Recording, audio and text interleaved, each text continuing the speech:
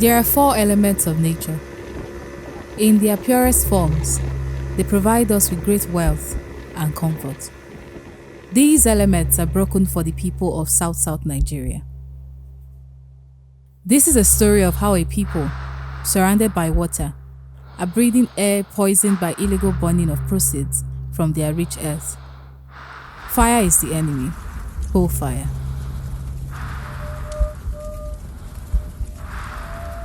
Nigeria discovered crude oil in 1956, and it has since remained the country's most valuable natural resource.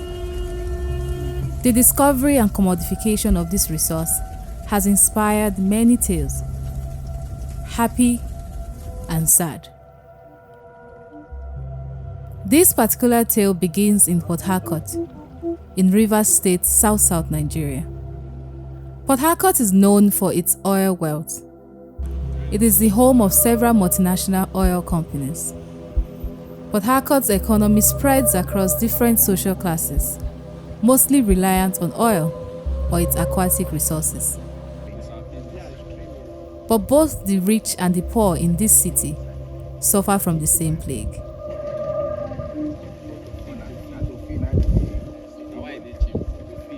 Black soot settles on everything and anything. The air is dark and flaky, and the people have no choice but to breathe it in. Soot, it's a visible powdery substance that falls from the atmosphere as a result of the incomplete burning of substances.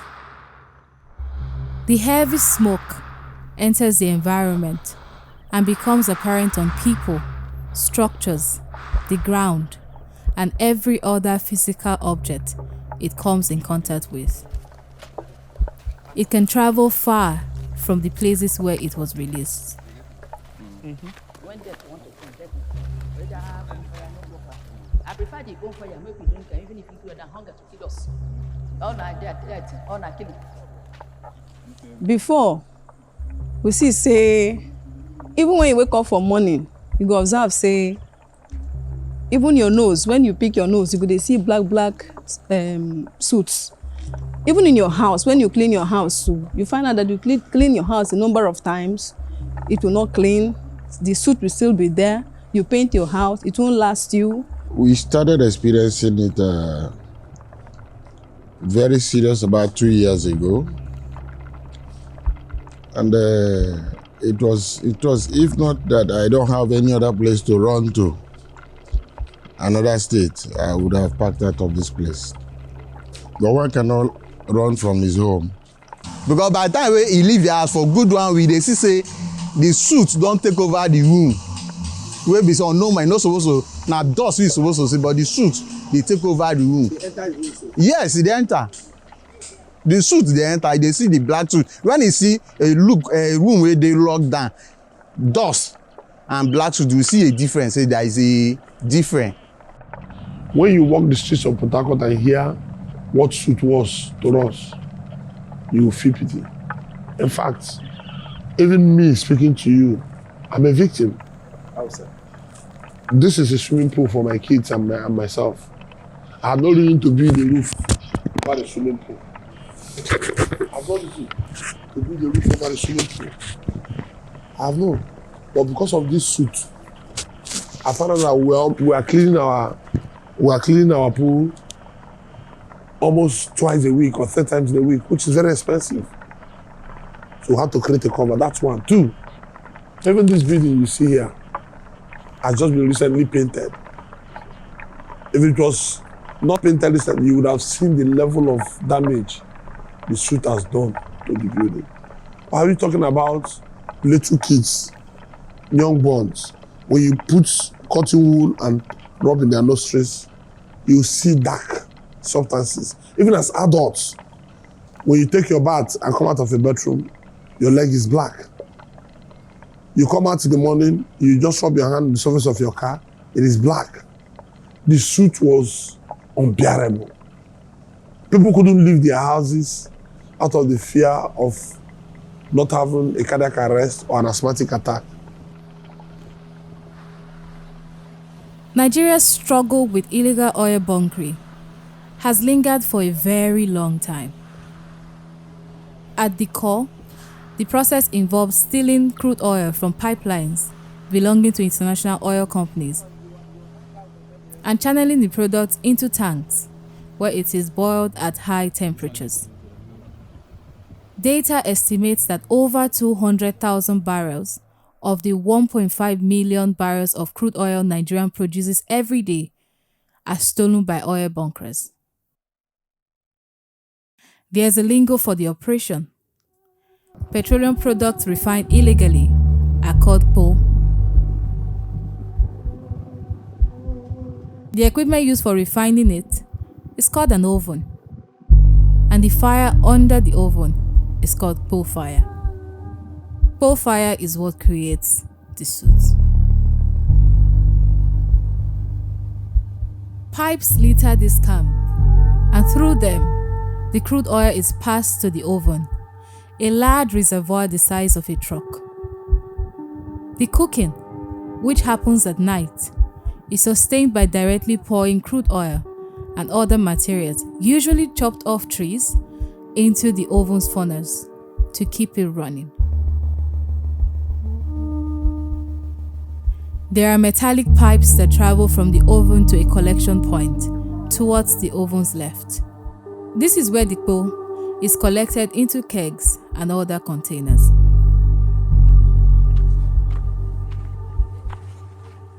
So let's talk about origin of black soot.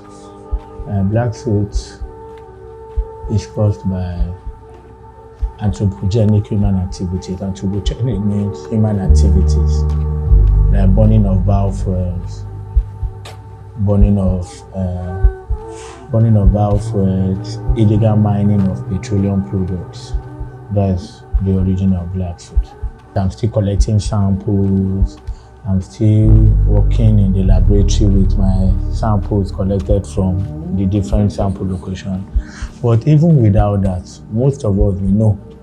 You were with me now, we went to the jetty. You noticed that even the water body was bad. The water body was affected. Plastic waste, petroleum waste, illegal refineries like gas flare. I know most people, even online, most people have worked on the effect of gas flaring on plants, on aquatic life, and on biodiversity. Because you feel the impact and you see the impact when you're in Port Harcourt. The way I will explain to someone that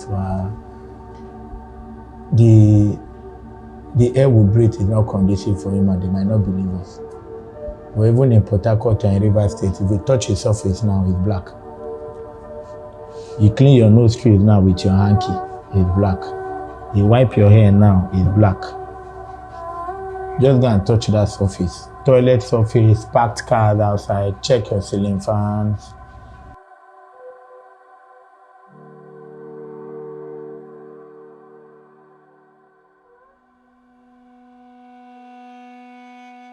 There are indeed dark skies in Port Harcourt, and even children are not spared from the dangers of soot. Of course, as a mother, you know, when we treat our children, then that the black soot was really on, you find out that no matter how many drugs, no matter how treatment you treat the children, it still be there, you know.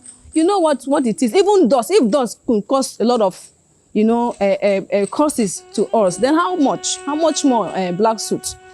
I know for our children, actually can enter, they can bring sickness to them actually. But that is what they meet. They will enjoy it. Anywhere where they reach, if they see any person where carry, one time go, you go. If you go survive and two go survive, people go survive and go survive, people go die. That is one thing, to my own understanding. I personally have also observed one or two things from the soot. I have eye problems, and I've observed that because of the soot have caused my eyes to itch me and most times pain me regularly, yes. And I know that is as a result of the soot, because it wasn't like that before. And most times I try changing the environment to the rural area and observe that when I get to the rural area, due to the fact that it's more severe there, the situation worsens.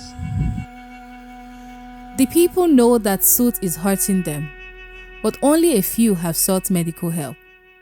They say there is no money, and something must kill a man, despite the concerns of medical experts.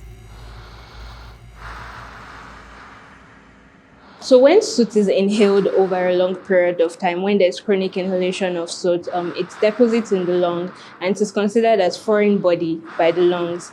This causes the lungs to mount up immune response, and the lung constantly undergoes inflammation.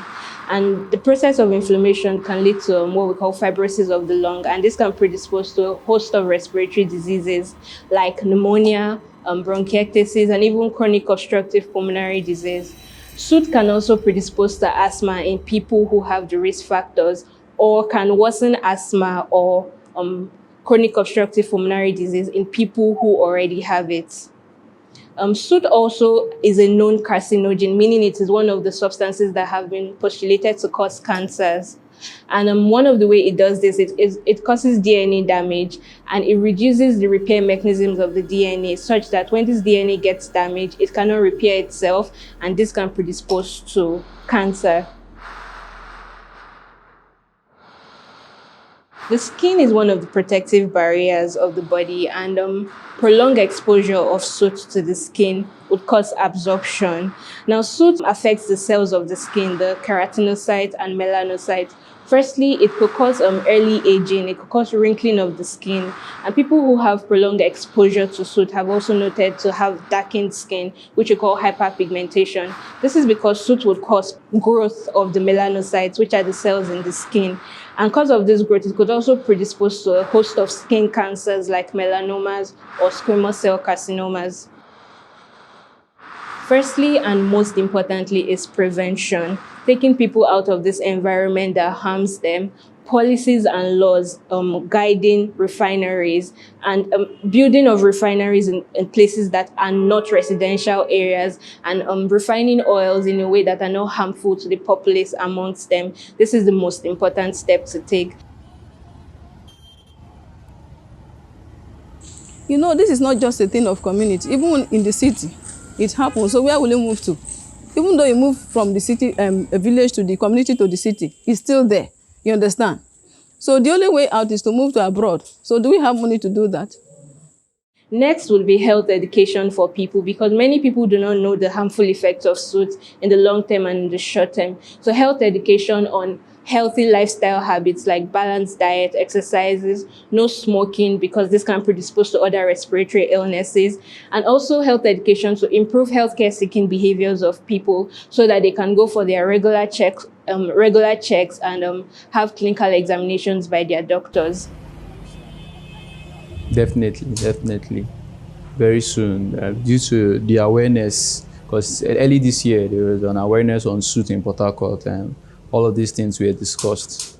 So definitely, we'll have to run some tests between myself and my loved ones to see the effects and how we could mitigate it. The state government swung into action in January 2022. There was a crackdown that led to the destruction of 128 out of 142 illegal refining sites. We didn't just bring them down. We used smart technologies to bring them down. We just only not pull down. We pull down and we shred. So that there's nothing like, oh, they have gone now, let's come and resume again. No. And we've declared no entrance to those places where we had this illegal oil refineries and center. Don't forget, there is a cabal that is in charge of this illegal refinery business. If they say it was an easy task, it's not correct. Because even to hire equipment, the equipment owners were afraid because the illegal oil refinery men were threatening them and their families. It's a cartel. If government should end it, they should end it. But if they are not going to end it, they shouldn't start doing their normal bribery and corruption inside the bunkering. Because the government too, they are benefiting inside the bunkering. They are benefiting. They can end it if they want to end it, but because they are benefiting, they're just doing it. Benefiting. If they want to end it, they will end it now. They know where the camps are. They can end it, but they are benefiting in one way. This is Nigeria. Despite the government's excitement at the crackdown, experts have called out the effects of the crude dismantling of these illegal refineries. Both the soot and the gas flaring in the Niger Delta are part of Nigeria's contribution to global warming. It's quite ironic that we tend to attend conferences and sign treaties that makes us to state our commitment towards reducing our own impact to the climate crisis. As such, it's super important to address the salt crisis in the Niger Delta for the purpose of Nigeria's commitment to climate action and also for protecting public health and the environment. So both in terms of the climate crisis and the environmental pollution that it's caused by the oil industry, whether in terms of the formal industry and the illegal industry, residents are quite in a very dangerous fix. They have to find ways to navigate through these difficulties, one that has led to loss of livelihood and has contributed to deterioration in terms of health of the people in the region. So for the residents, what they can do is actually to get the government officials who are in charge of making the required investments to help them navigate through the crisis. So as such, it's important that they reach out to this government and also that development partners are able to also support to improve adaptation and resilience in these vulnerable communities.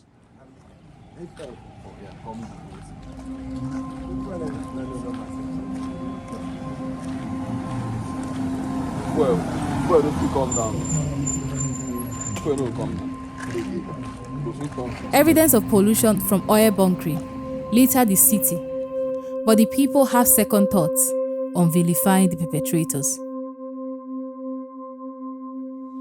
Now, if you say they should stop, we are now facing things harder because the street now they are using it one, the fuel and the diesel.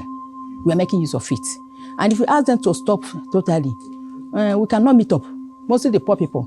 We are using the bonfire, the kerosene. No, you cannot go to the filling station and you get kerosene. It's through the bonfire, we get kerosene. So if we stop the bonfire entirely, it will affect the poor ones, like we. So I don't know for the rich men. For some of the residents, oil bunkers have done better at providing better life opportunities than the government. The suit matter, as you can see, really we say they worry people. We accept and say they worry people. But we can't run away from because of suit they worry people. Hunger go kill young men where they grow. For this, you can see everywhere dry up, no work, no job, nothing. You know go fold in hand. We in hand complain, let complain, say make hunger kill her. The better say make it the one we know when go fit use the own power. Also, make him die there better pass than in the house hunger kill her. Now it was pass. Now I try now, saying they also everything this thing they know say our own right, but the way they do am, we know say you know the street. Because the country they move further, the country know the people where they rule us, they need to try. The government is far from the people. These persons are closer to the people because the oil belongs to the people. They want to must kill a man. When death want to come, death will come. Whether bonfire, no bonfire. I prefer the bonfire, make we drink, even if it's than hunger to kill us. All not death, all not killing. And that is the way I see it. It is a long road ahead. What happens next?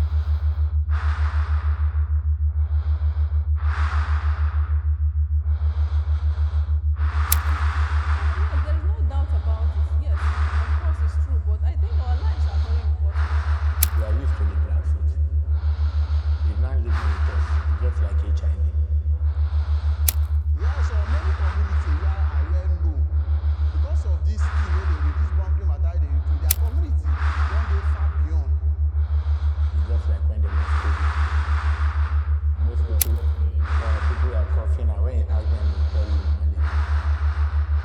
will tell you symptoms of malaria. So it's very different thing with plant food. You know, so as human, we know that it's not really good, you know, for our lives. It has future, you know, implications. All we do is close our windows. Because if you open it, if you go to the net in the house, as you touch it, you stain your hand. The same thing is doing inside. So all you need to do is